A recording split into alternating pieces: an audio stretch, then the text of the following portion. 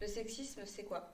Le sexisme, c'est une discrimination liée au genre. La personne qui discrimine considère que son sexe est supérieur et que l'autre est inférieur.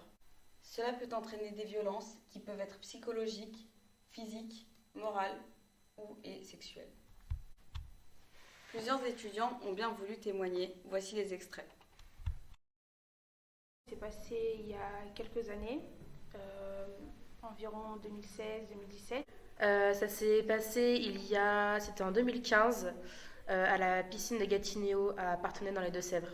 Ça s'est passé en juillet 2022, donc l'été dernier, et c'était à Rouen, en centre-ville. Ça s'est passé chez moi, sur plusieurs années en vérité. Surtout pendant le lycée, et où c'était à chaque fois que j'étais en intimité avec eux. Elle sortait avec un garçon, elle était très amoureuse.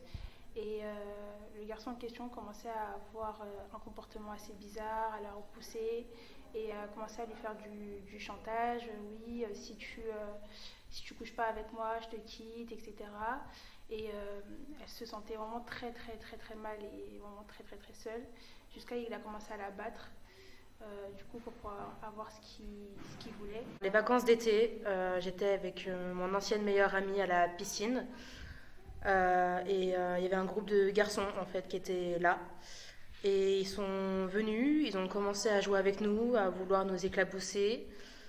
Au début, on jouait un petit peu avec eux, sauf qu'ils ont commencé à aller un peu plus loin, à mettre leurs mains dans nos maillots de bain, à nous tirer les cheveux, à nous noyer.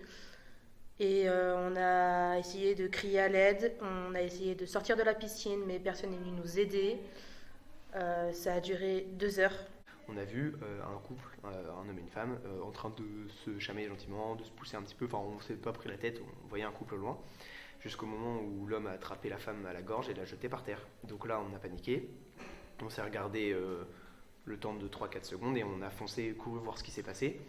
On est allé voir la dame et l'homme a commencé à partir. Donc la première chose qu'on s'est dit c'est est-ce que vous voulez qu'on le rattrape, est-ce que ça va, est-ce que vous voulez qu'on le rattrape? La dame a insisté pour qu'on rattrape pas ce monsieur. Mon agresseur avait 40 ans, j'en avais 12. Et j'avais des liens compliqués avec mon père, qui n'était plus avec ma mère. Et j'ai pris cet homme pour une figure paternelle. Et je me suis très vite attachée. Il a commencé à avoir des gestes déplacés envers moi. Sauf que j'avais pas beaucoup d'amis à l'école, donc je parlais pas beaucoup. Et j'ai pas demandé aux autres si c'était normal comme situation. Et il a commencé à être très tactile. Et moi je pensais que c'était un rapprochement un papa avec sa fille. Et quand j'avais 12 ans, il a commencé à me toucher à la poitrine, des choses comme ça, et à me dire que c'était normal, que c'est des choses qu'on fait à sa fille quand on l'aime. Et j'ai rien dit. Et ça a continué à 12 ans, 13 ans, 14 ans, 15 ans et 16 ans. Et à chaque fois, c'était des endroits comme ça, c'était pas tous les jours, mais c'était des fois une semaine, un autre mois. Et j'en ai jamais parlé à personne parce que j'ai jamais vu que c'était un problème. Ils ont mis 1 semaine avant de me croire. Au bout d'1 semaine, nous sommes partis porter plainte. Les questions étaient juste horribles, du style comment étiez-vous habillés? J'allais vous dire, j'étais à la piscine, donc au maillot de bain. Quelle réaction avez-vous eue? Est-ce que vous avez essayé de vous défendre? Est-ce qu'en même temps, vous n'étiez pas trop ouverte à eux? Les questions un petit peu, je trouve, qui sont déplacées. Il a menacé de se suicider si on se séparait.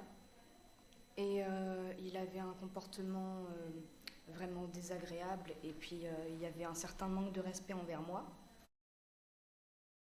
Ça a affecté son estime personnelle.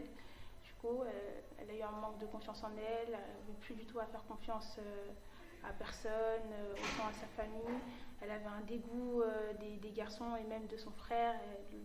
Elle ne pouvait plus en fait puisse la toucher, même son grand frère avec qui elle était très proche.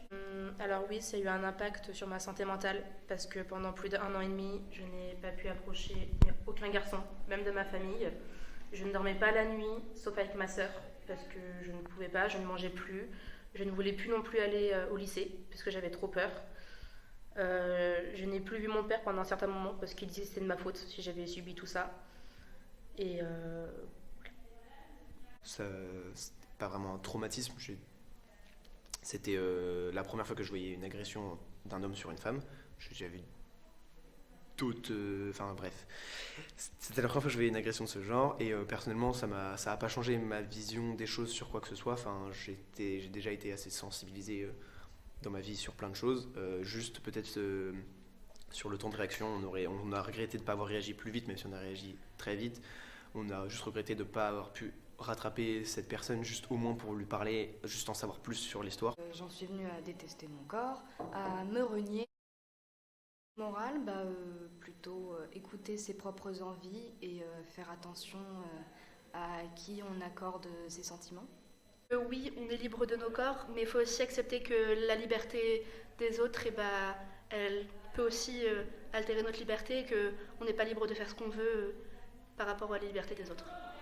Autre truc qui nous a un peu étonné, même si on le sait un peu, c'est que ça choque plus les gens aujourd'hui, ce genre de situation, alors que voilà, je pense que la police sera jamais prévenue et que personne ne sera jamais trop au courant de cette histoire et que ça sera une histoire parmi tant d'autres. Et c'est plus ça qui est étonnant. Je dirais pas que c'est une morale, mais c'est ça qu'il faut changer, quoi.